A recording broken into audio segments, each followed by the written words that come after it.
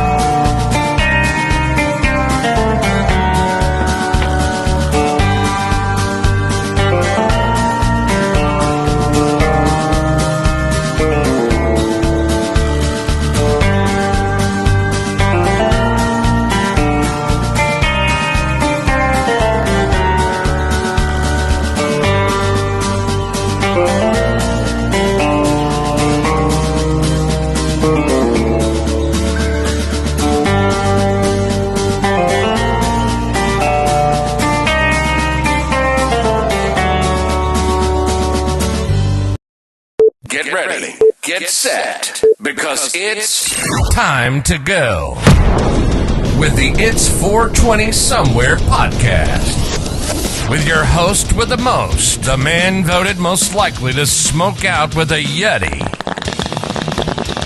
Mr. Brian Brown. Mr. Brian Brown. Now sit back and relax, because it's time to go live across the world. Because it's 420 Somewhere.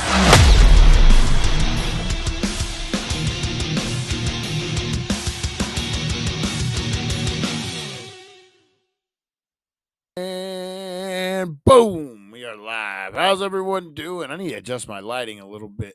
How's everyone doing, guys? I'm not in the spotlight of everything. What the hell's the matter? Oh, all right, guys. It is 420. We got a strain review. Blow up what you're smoking on. It is time to blow it up, guys. Inhale that positivity. Exhale that negativity. Whatever you're dealing with. The babies are crying. Dinner is burning. You got no dinner. Whatever the fuck it is, shake it off, guys. Inhale that positivity. Exhale that negativity. Because it's today. What is today? Thursday. We got one more day. We're going to make it, guys. And then we got deals at the Healing Center because it's 420.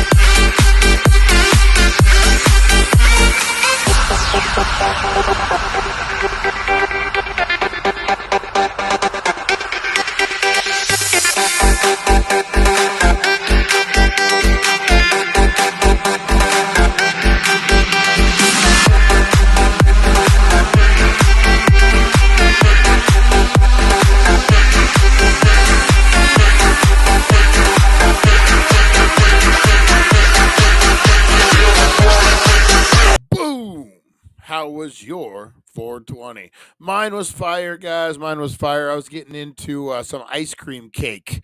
Ice cream cake. I think the same kind of Harvey Hooligan's getting into.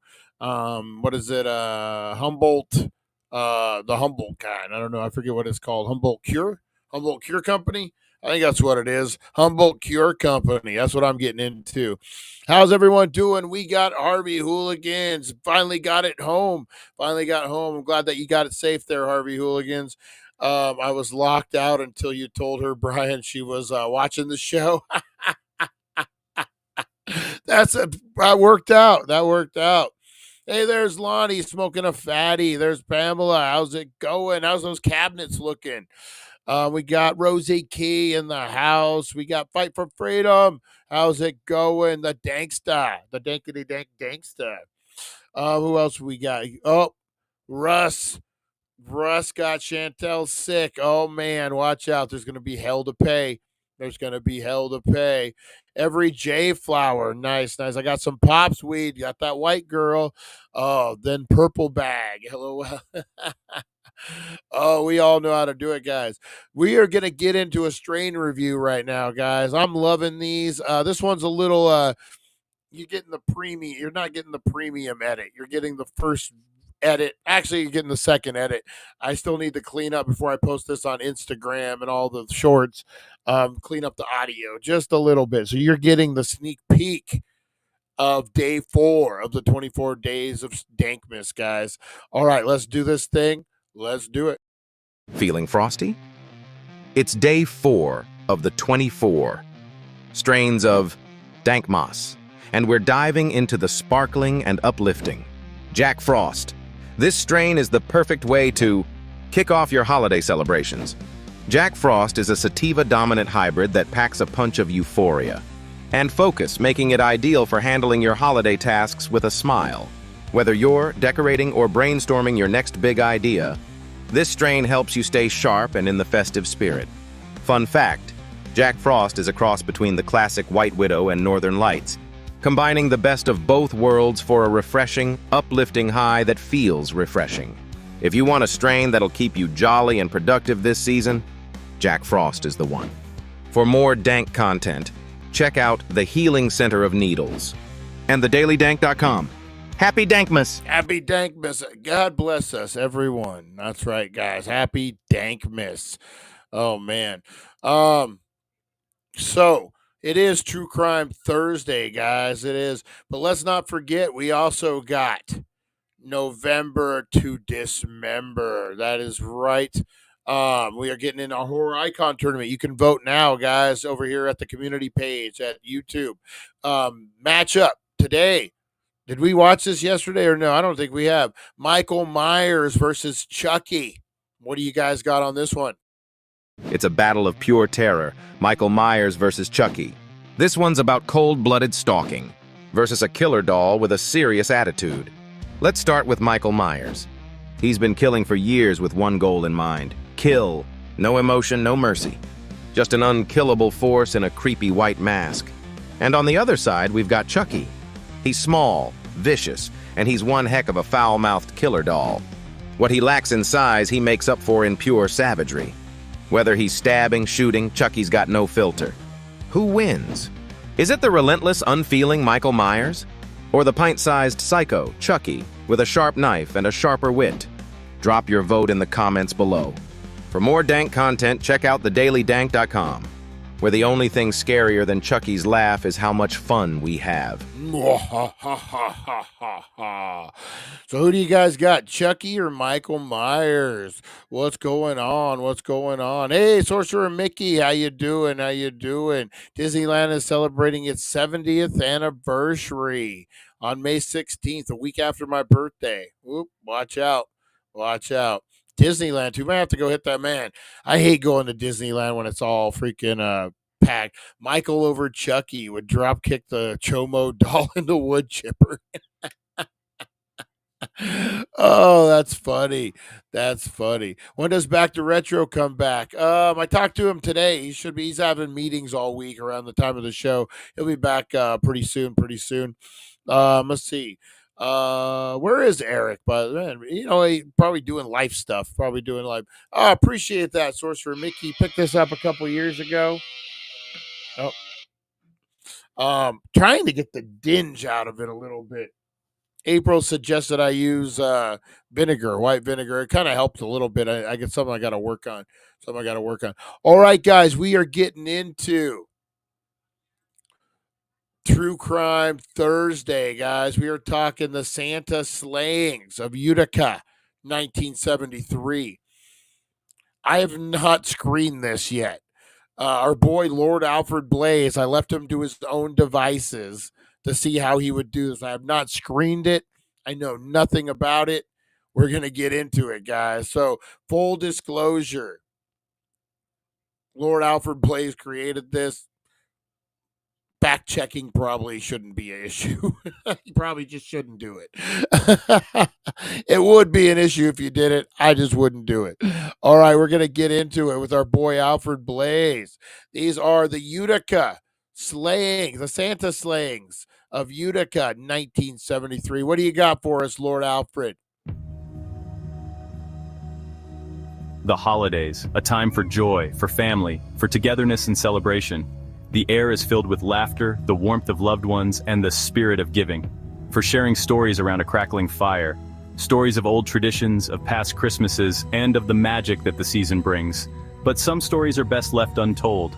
They lurk in the corners of our memories, hidden away, waiting for the right moment to resurface. They linger in the shadows, their edges sharp with unanswered questions.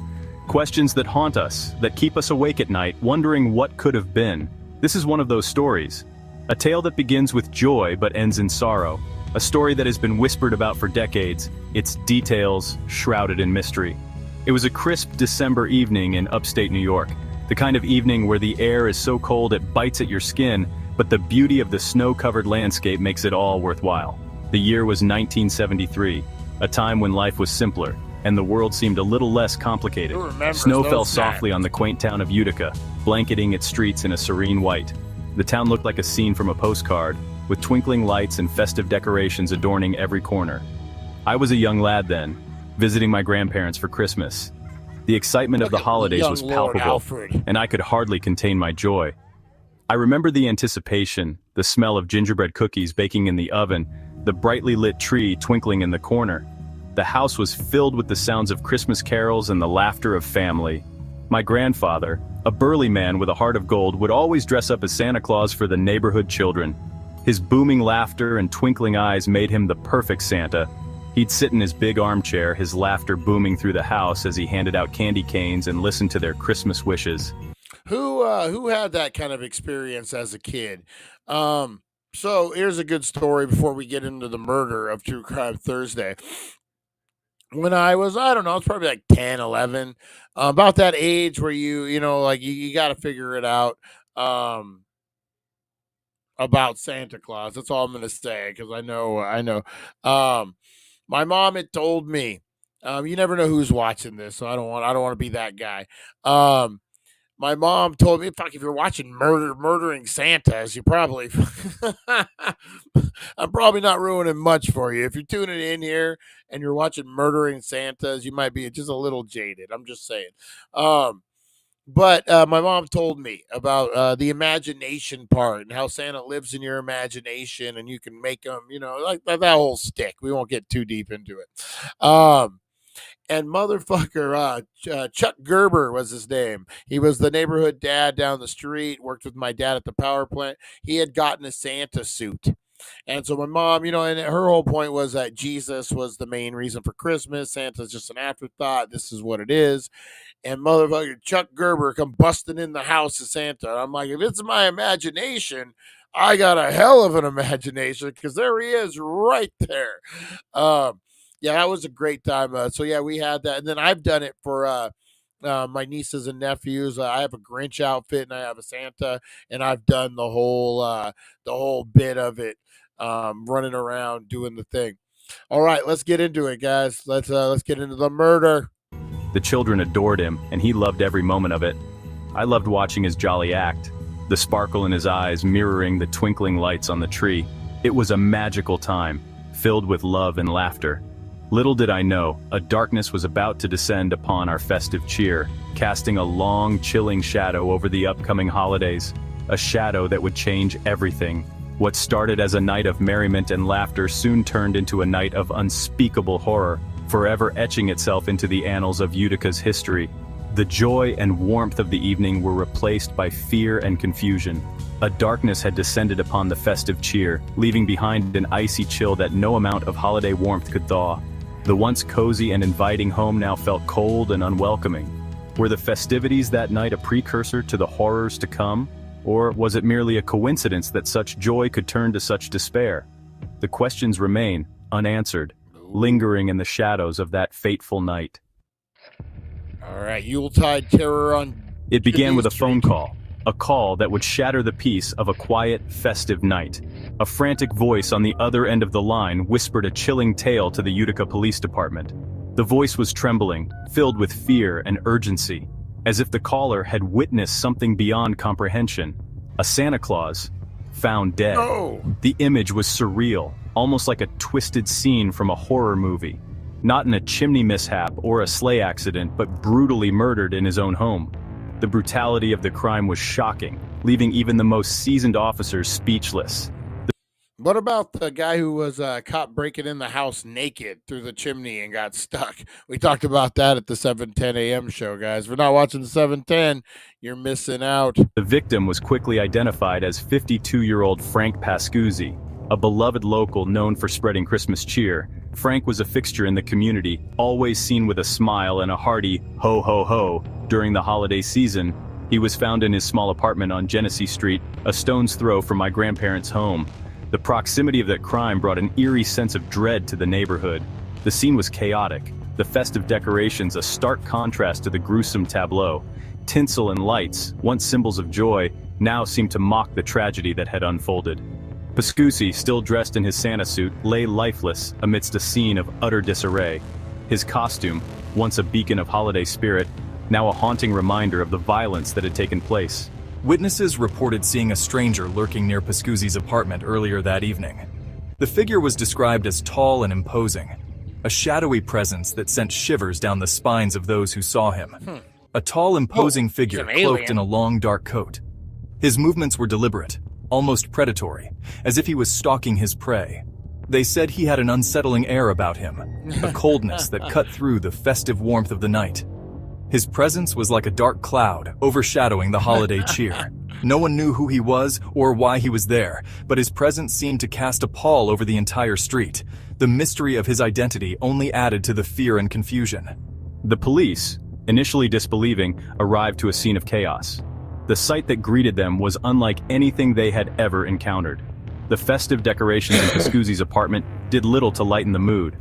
The twinkling lights and garlands seemed out of place, a cruel juxtaposition to the horror that had occurred. A struggle had clearly taken place. Furniture was overturned, indicating a violent confrontation. Christmas ornaments lay shattered on the floor, their broken pieces reflecting the shattered peace of the community. And a trail of blood stained the once pristine snow outside his window. The crimson path told a story of desperation and violence. The killer had vanished without a trace, leaving behind a community in shock and a mystery that would baffle investigators for decades to come. The sense of loss and fear was palpable as neighbors gathered, whispering and speculating about the identity of the murderer. Why would anyone want to harm such a jolly soul, especially during the most wonderful time of year? The question lingered in the air, unanswered, as the community mourned the loss of their beloved Santa. In the days that followed, the community came together to hold a candlelight vigil in memory of Frank Pascuzzi. Frank Pascuzzi, man. Who's killing Santa before Christmas, man? This guy was a beloved guy in the neighborhood, was Santa for many, many years, and then he gets murdered right before Christmas. Community up in arms, as we can see, guys. Who would murder Santa? Like, there's got to be more to this. Tell us more, Lord Alfred. The flickering candles symbolized their hope for justice and their determination to keep his spirit alive. The police released a sketch of the suspect, hoping someone might recognize the mysterious figure. Flyers were posted around the neighborhood, urging anyone with information to come forward. Detectives worked tirelessly, piecing together clues and following leads, but the case remained unsolved. The identity of the killer and the motive behind the brutal murder of Frank Pascuzzi continued to elude them. As the years passed, the story of the Yuletide terror on Genesee Street became a somber legend, a reminder of the fragility of life and the darkness that can lurk even in the most joyous of times. The community never forgot Frank Pascuzzi, and his memory lived on in the hearts of those who knew him. What evil lurked? The news of Pascuzzi's murder spread through Utica like wildfire. It was as if the very air had been tainted with fear and uncertainty. The once peaceful town was now a hotbed of anxiety and dread. The festive spirit evaporated overnight, replaced by fear and suspicion. The twinkling lights and cheerful decorations that once adorned the streets now seemed out of place, a stark contrast to the somber mood that had settled over the town. Yeah, how could such town, a horrific crime take place in their peaceful town, especially during the holiday season? You're talking a town of what, 3,000, 4,000 people, similar to like a Needles town. Yeah, you're talking a death of a popular, person in town. Grew up there, born and raised there. It affects the community quite a bit, I would imagine. The question lingered in the minds of the townsfolk, casting a shadow over their holiday celebrations. Rumors swirled like snowflakes in a blizzard. Every corner of the town buzzed with speculation and theories, each more outlandish than the last. The community, desperate for answers, clung to any piece of gossip that might explain the unexplainable. Some whispered about a disgruntled elf seeking revenge for a Christmas bonus denied. The story of the angry elf spread quickly, adding a bizarre twist to an already strange and tragic event. Others spoke of a jealous rival Santa, envious of Pascuzzi's popularity. The idea of a Santa rivalry seemed almost comical, yet in the context of the murder, it took on a sinister tone. The theories were as numerous as they were outlandish, fueled by fear and the need to make sense of the senseless. Each new theory only added to the confusion and heightened the sense of unease that gripped the town. The police, however, were working with more earthly leads. They sifted through evidence, interviewed witnesses, and followed every possible lead, determined to find the truth behind the murder. They focused their investigation on a series of burglaries that had plagued Utica in the weeks leading up to Pascuzzi's murder. The pattern of these break-ins seemed to offer a more logical explanation for the crime. The modus operandi was similar: forced entry, ransacked apartments, and a distinct lack of fingerprints. The precision and methodical nature of the burglaries suggested a professional at work. You guys think a Santa rivalry could build up to be murder? You think that's actually a thing? Guys met. I don't know if you guys remember. This is old school. Harvey Hooligan might remember this. There was back in the day in Bullhead, there was only one OB doctor for the ladies, and he had pretty much the monopoly. Well, Dr. Alvarez came in and set up a practice doing the same thing and took a lot of his patients. Dude got so mad and so pissed as a doctor, he put a hit out on Dr. Alvarez and got caught. I think he's still in prison for it. So, if doctors could get heated like that, do you think Santas get all fired up? Could these break-ins be connected to the Santa slaying? The possibility loomed large in the minds of the investigators, adding a new layer of complexity to the case. The investigation continued, but the trail remained cold. Despite their best efforts, the police found themselves at a standstill, with no clear suspects or motives. The killer, it seemed, had vanished into thin air, leaving behind no trace of their identity or whereabouts. The sense of frustration and helplessness grew with each passing day, leaving behind a trail of shattered ornaments, unanswered questions, and a heartbroken community struggling to understand the darkness that had visited their town. The once joyous holiday season was now marred by grief and confusion. Could this have been a random act of violence, or was there a more sinister motive behind the Santa slaying? The question remained unanswered, hanging over the town like a dark cloud as the search for the truth continued. It's crazy, like how detective work has changed so much with technology. Something like this happens in a small town back in the 70s. Dude just leaves town. You don't fucking know. Like, who the fuck did it? Some stranger partner. But now, like, you look at the CEO, the United Healthcare murder that just had execution. They were able to track that dude down to a hostel, the whole 9 yards, even though he used the fake ID. They were able to get pictures of him. Man, technology has come a long ways, I'm telling you.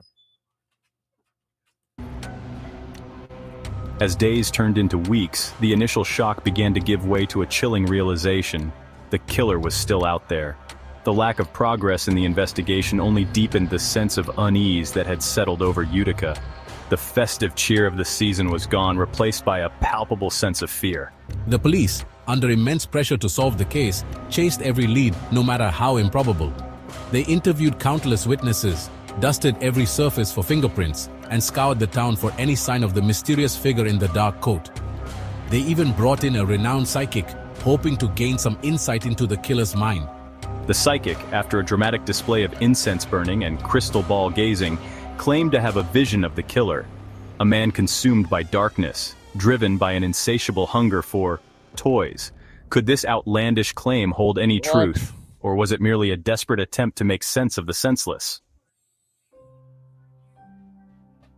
The psychic's vision, while met with skepticism by some, sent a fresh wave of fear through Utica. The idea of a toy-obsessed killer on the loose, especially during the Christmas season, was terrifying. Parents double-checked their locks, kept a watchful eye on their children, and even thought twice about letting them play with their new Christmas toys. The police, desperate for a break in the case, decided to follow up on the psychic's lead. Hitting local toy stores, pawn shops, and even online forums dedicated to rare and valuable toys. Their search led them to a peculiar individual, a reclusive toy collector known only as Mr. Claus. Mr. Claus, a middle-aged man with a strange glint in his eye, lived alone in a rambling Victorian house on the outskirts of town. He was rumored to possess a vast collection of antique toys, some dating back to the 19th century. Could this be the toy-obsessed killer the psychic had envisioned? Was Mr. Claus a harmless eccentric or a dangerous individual hiding in plain sight? What? That's all you... That's what? Lord Alfred. What happened? Lord Alfred just left us hanging. I wanted to find out. Okay, listening on my way to a meeting. Peace and love it if I don't get a chance. Hey, what's up, RV Hooligans? No worries. Man, he left us hanging. Lord Alfred Blaze. That's, I guess, what happens when I don't have supervise him, guys. We're going to have part 2 next week, apparently. Apparently, we need to finish up part 2. How crazy is that? I want to know what happened. What the fuck, man? Totally left us hanging on that one. All right, guys, that was your True Crime Thursday. I'm going to get the heck on out of here. I got to go. I got to flip some burgers. So I'm going to go make dinner. We're going to have a good time, guys. I appreciate you. Appreciate you guys so much. Thank you for tuning in. Hopefully you guys had a good one. Go vote. Go like all the Instagram stuff. Go do what you do, guys. I appreciate you. And I will see you guys on the flip side. That's right, 7:10 a.m. Coming early, guys. What's tomorrow? Friday? No. Shit. Is tomorrow Friday already? Fuck. Damn. Week flew by. Just flew by. We're going to unboxing some shit tomorrow. We got a lot of stuff to get into, guys. I appreciate you. Appreciate everyone. All right. Thank you, guys. Let me see. I'm trying to figure this out here. All right, here we go. All right, man. The week flew by in a blink. All right, we'll see you guys. Have a good one. Thank you for joining us on the It's 420 Somewhere podcast. Broadcasting worldwide and brought to you by thedailydank.com. Check out our merchandise and amazing content. And follow us on all our social media. Now, you don't have to go home, but you can't stay here. See you guys. Have a good one. Be the glitch in the matrix.